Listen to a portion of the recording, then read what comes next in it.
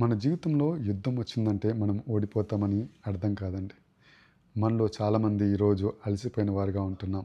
ఒత్తిడిలో ఉంటూ ఉన్నాం. ఎటు తోచక ఏమి చేయాలో అర్థం కాక అయోమయ స్థితిలో ఉంటూ ఉన్నాం.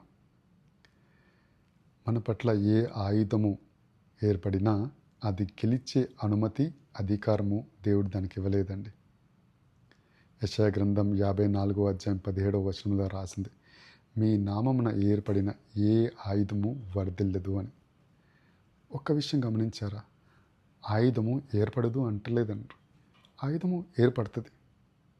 మన జీవితంలో బాధలు, కష్టాలు, ఇబ్బందులు, ఇరుకులు, పోరాటాలు మనం చేయవలసిన వారుగా ఉంటూ ఉన్నాం.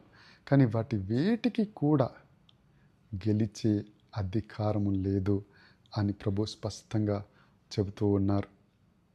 శత్రువు మీ జీవితంలో ఎంతగా పోరాడుతున్నారు అంటే దేవుడు మీ జీవితంలో ఒక గొప్ప ప్రణాళిక కలిగి ఉన్నారని. కాబట్టి ధైర్యం తెచ్చుకొని ప్రార్థన చేయండి. దేవుడికి ధన్యవాదాలు చెప్పండి. ఎందుకంటే ఆయన ముందే చెప్పారండి, ఏ ఆయుధము వర్తిల్లదని. ఆయన ఉన్న తరువాత ఇంకా ఎవరు మన పట్ల పోరాడగలరు, పోరాడి గెలవగలరు. కాబట్టి విజయము అంతంలో మనకే వస్తుంది కదా. సో ధైర్యంగా ప్రార్థన చేయండి. దేవుడు మిమ్మల్ని, మీ స్థితిని మార్చాలని కోరుకుంటున్నాను.